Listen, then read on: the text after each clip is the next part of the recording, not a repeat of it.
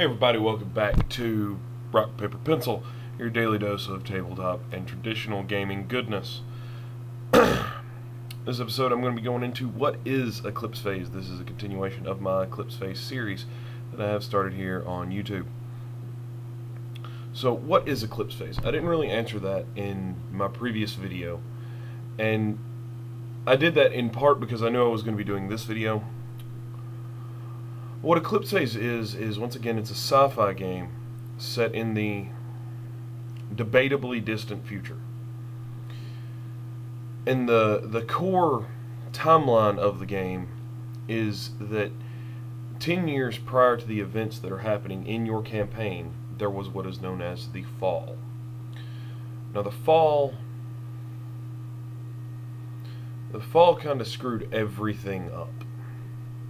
A sentient AI started growing exponentially in what it could do. And it got a hold of some nanomachines and then just kind of went crazy. Much of humanity was destroyed. Most of humanity that survived was already off planet on any of the myriad of different colonies or cities that we have within the game made on other planets. Now that AI known as the Titan, it didn't get defeated. It just kind of stopped. One day it just stopped. It disappeared. There is a lot of theories within the game's fluff as to how that happened, but that really is for your campaign and you as a GM, or as you as a GM to design and you as a player to find out. It's not really clearly defined in any of the books, and what little information there is about it can honestly just be thrown out if you don't like it. Eclipse Phase is set in a way that your characters are very free form. You have so many skill points and so many skills that at some point something you have is going to be useful. Now granted, there are times when those combat skills are handy, and not having those are a detriment to possibly not only you but also to your party. But it really doesn't have to be that way. There's the standard sci-fi tropes of space travel, OMG lasers, pew pew pew, and things like that. But what really sets this apart from any other sci-fi game is really its fluff.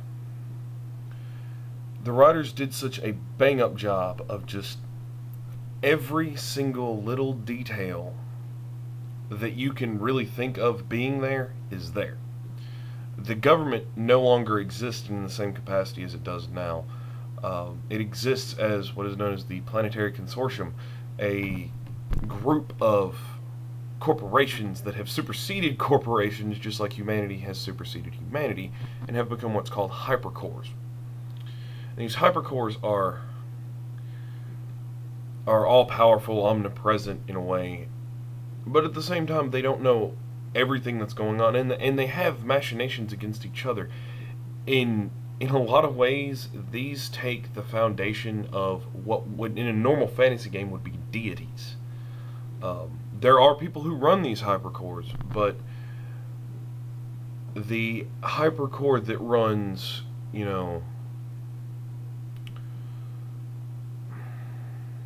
any kind of military operations in a certain sector is going to function, the hypercore itself is going to function a lot like a god of war. You do things that it's proud of, and it will give you praise in equipment or a new morph or temporary access to an orbital strike. You do something it doesn't like, and all of a sudden your reputation starts getting worse. And it works the same way with other corporations, those hypercores that design clothes even. You do good things for them. I mean, whatever you would think a god of sewing would do would pretty much function the same way. Now, what is interesting about the way those things work together is that because you have these, honestly, in a very Forgotten Realms-esque way, the gods and goddesses are plotting against each other and planning and shifting and shaping and always moving around and doing things around each other. Sometimes they pair up, sometimes they don't. And sometimes they hate each other for no reason when a week before they were best friends. Now, where that function comes in as for the game, and where this fits into the fluff, is that it kind of, in a very Shadowrun-esque way, gives the players something to do. If you don't want to play the standard Firewall game, I personally really enjoy the standard Firewall game, but the Hypercorp can hire players to do things, can hire mercenary companies that aren't part of one of the mercenary Hypercorp just because they don't want them knowing what they're doing. Now, the fluff is just top notch. The worlds, the cities, the world building that Post-Human Studios has done here is just amazing. Now, when you talk about what a game is, there's always that question of, what do we do? Well, that, like anything else in this game, is very freeform. There's a lot of options. Now, it's not just a bare-bones system and they say do with it what you will. No, they give you a lot of ideas of what you could do with this system and with this game. And some of those we're going to go into a little bit deeper in some of the next couple episodes. But what the players do is, in a Firewall game, they stop existential threats to transhumanity. Those can be anywhere from a remnant of the Titan AI, which is known as the Exurgent virus, or it could be Hypercorp intrigue. There could be a Hypercorp plotting to steal some tech from another and combine it with their own and possibly produce a new form of the Titan. Or they found some of the Exurgent virus, and because they're idiots, are trying to bioengineer or re-engineer, or just in any way they can, an organic version of the Titan, which that would be horrible. But they're doing it because they think that they know better than anyone else in existence. And so the game really can become about, your politics in your small city, because those politics are going to be informed by the hypercores, the gatecrashing, the tech, the trade routes, anything else going on that planet, especially in Mars, where you've got the terraforming operations, the Barsoomians, and all of these crazy things going on at the same time. All of your politics in that city are going to be informed by those things. At the same time, there's nothing saying you can't do a crime game. And actually, because of the moral ambiguity of a lot of things in Eclipse Phase, I can't think of a better game to play a scenario or a campaign in where your characters are organized criminals. You could at the same time play Space Cop. There's nothing wrong with that. The example that I gave from another one of my videos, from my previous video, the first video I did on Eclipse Phase, is the idea of a space trucker as a character. And there's nothing wrong with you doing a whole crew of space truckers. And in reality, and I might aggravate a few fanboys here, but I am a fan of the show, and Firefly at its core really kind of is just space trucking.